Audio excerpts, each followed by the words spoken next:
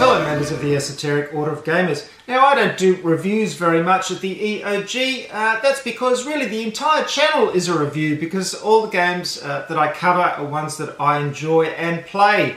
But I would like to do a series of videos drawing your attention to a few games that may have slipped under your radar and you might not be aware of. These are some of the games that I really enjoy that are in my collection, and let's take a closer look at them. The first one I'm going to start with is Infiltration by Fantasy Flight Games.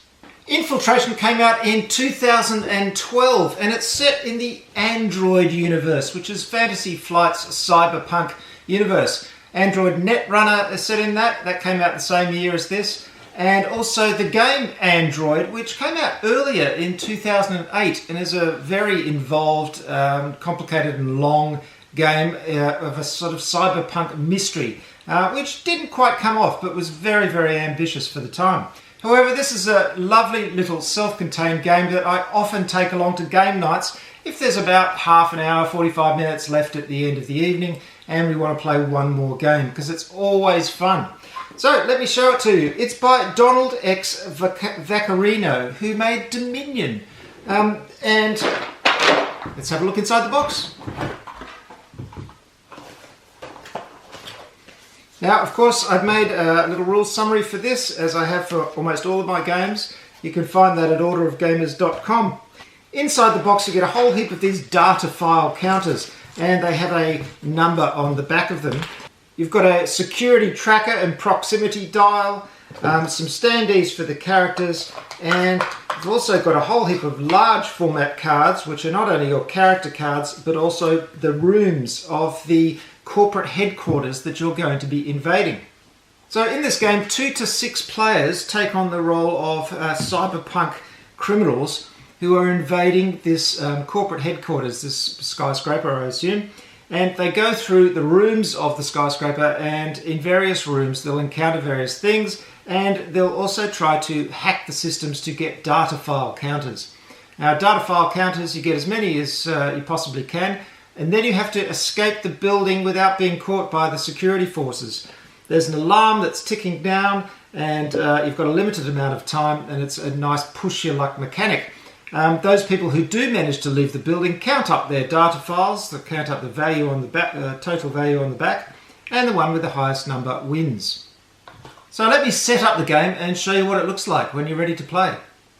Here's our setup. This is set up for 3 players, but you can play from 2 to 6. If you have 2 players, you have 2 of these characters each. And this is the facility that we're going to get into. We start off in the starting room here, which is face up. These cards are the first floor cards, these ones are the second floor cards, and there's a whole selection of different cards, so every game has a different combination. And then you've got a special room in the middle here. Here's our alarm dial, which starts at 0. The alarm dial, is the one at the top, that starts at 0, and this is the proximity dial, which starts at 0 as well. We've got a few counters here, which are tech locks, lab workers, and interface tokens. We've got some special cards, and we've got a whole deck of item cards, which are full of fantastic cyberpunk things that you can use. Now, every player gets 4 of those item cards, and they also get a selection of these cards, which are action cards. You've got Advance, Interface, Retreat, and depending on whether you're using the basic rule, you get a Download, or the advanced rule, Extract. I always play with Extract, so I'll get rid of those. So each player gets a selection of these, and these are sort of their standard actions that they can take during the game. You can see they've got the same backs as the item cards, so they get put together and the other players don't know which one you're choosing. So players start on the first room and the infiltration of the facility begins. The game starts with a selection phase where every player chooses one of the cards from their hand to decide what to do that round. So you could do something as simple as an advance, and then everyone in the resolution phase, in clockwise order from the first player, reveals their chosen card and resolves it. So if I've just done an advance, I would just move forward 1 space into the building, like so, and reveal the next room. Now, the great thing about this game is that there's so much variety in these rooms, and they tend to build up a really good story. So I've started off in the environmental testing area, gone into the security station. When you go into a room, you put down little locks on these things, these spaces. So I put a tech lock there and an interface lock there. And that means I can break this tech lock to activate something, and I can also interface. And if I do either of those things, you take off the counter because you can only do it once. Now, as soon as you reveal a room, you put down that number of data file tokens, face down, here they are. And these are the data files that you can hack from this room. Also, there are all kinds of special things that happen. In this case, you place the Officer Nelson NPC card face up in this room. So we find him, here he is, and he gets face up in this room. And he has his own special things as well. In this case, he'll wound each operative in the same room and increase the alarm dial by 1. That happens in the NPC phase at the end of the round. So the other thing I can do in this room is that if I interface with this thing here, it means I can remove this room's interface token to draw 2 cards from the item deck. So if I'm in this room and I play my interface card, I can do that special ability, get rid of that lock, and draw 2 cards from the item card.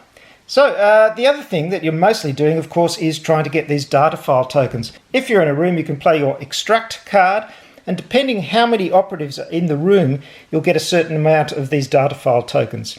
If there's more operatives, you get less, obviously. So you're all juggling for getting these data file cards as well as using the special abilities on the card. Now, of course, the first thing that happens is that some players decide to scream on ahead, and some players decide to be very methodical about collecting data file tokens. For some reason, every time I play this game, I always like to scream ahead of everybody else and try and get further into the building and reveal data file things and see what's happening. The problem with that, of course, is that you can get too far into the building because as you go along, at the end of every turn, after everybody's had their go, you have the security phase, and the person who holds this, which is a sort of first player indicator, has to roll the die, and they also add to it the number on the alarm dial here, and then they put the security tracker up that amount. So this is just 3 to start with. There you go. Now, because of various events that happen during the game, this alarm dial will go up. So once this alarm dial goes up, the chances are that the number you roll is going to be plus that, and it's going to get higher and higher. So the tension is going to ratchet up. When this hits 99, the police have arrived, and everyone who is still in the building gets carted off to prison or killed, or who knows what happens to them, but they certainly don't win the game. So you can really push your luck. You can go further and further into the building, but you have to get out again. Now, just to make it even more tempting to go into the building, there are some of these cards which allow you to get out if you're a long way into the building. There's one that allows you to bribe the CEO of the building to get out of the building by sacrificing some of your data file tokens. There's also an executive lift to the roof. There are all these things that make it a sort of a push your luck challenge to think, well, I don't know, I can get all the goodies ahead of other people and they're all back here doing other stuff, but I also might get trapped in the building because those escape cards may not even be in this particular random assortment of cards. So that brings the game a lot of excitement. Now, other things you can see here, I've got an NPC card. Now, before the security phase, you have an NPC phase, so these guys do something as well. And they usually do something and then move further back towards the entrance to the building. But not in this case. This guy sits here, and if anyone happens to be on this card at the end of the round, he'll wound them. Now, if you get wounded, you flip your card over once, and it slows you down. You move a lot slower as you go through the building. You cannot get wounded again, but you stay delayed, and it really slows you down and makes it harder for you to get through the building. Now, as I said, sometimes you'll get some of these NPCs, like this robot here, at the end of the NPC phase, after they've done things, like this guy destroys all tech locks, lab workers, and NPCs in a space. He'll then move further back towards the entrance, so he's wreaking havoc on these rooms as he goes back towards the entrance. Now, there's heaps and heaps of special abilities and things that happen on these cards that keep the game fresh and interesting.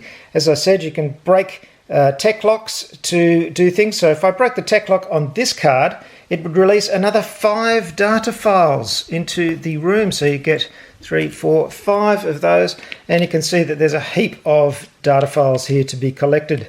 That only happens once, of course, because that comes off. If you get into a room with a lab worker, which is these yellow ones, If you have the ability to kill the lab worker, which is horrible, I know, but if you have a card like a gun or something that lets you do that, you can take that off. In this case, it will release more data files. It may do other things as well. There's lots of interface abilities too. You can interface with each of the rooms to unlock their special abilities. Now, the other thing you can do, of course, is retreat. So you can go back towards the entrance and, as I said, interface or advance. Now, of course, there are heaps and heaps of these fantastic items as well. Lots of wonderful cyberpunk goodies. Pistols, circuit, Talon remote, spyware, all these things that shake up the game. So you can play one of these instead of an action card to do things that you might move faster. You might be able to kill lab workers to get their stuff. You might be able to play tricks on the other players. So much variety in such a little box. But wait, there's more. You might even be able to get into the special room in the center, which usually has a lot of rewards. You can see there's 8 data file tokens come up on this one. You can interface here to draw the top 5 cards of the item deck, which is fantastic. All of these cards are really, really good, but of course they're difficult to get to. You might, for example, get access to a prototype, which allows you to add 10 to your total number of zettabytes, which is the numbers on your data file tokens, at the end of the game. So that's a real bonus, but it's difficult to get to because you have to get to the prototype room if that happens to come up. There you are, folks, a quick overview of Infiltration, set in the Android universe by Fantasy Flight Games.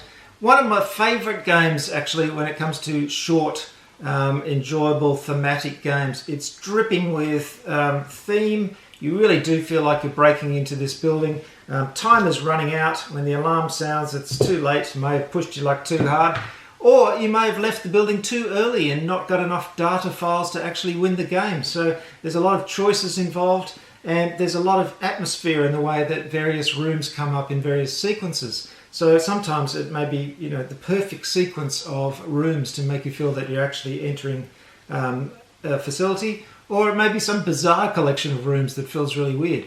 But as the NPCs come up and do things to you, as you break tech blocks and kill lab workers and get special cards, so much happening. Really, it's amazing that so much fits into such a little box. Highly recommended. I don't know how you can get this one anymore. It's probably available on eBay. There might be a copy there.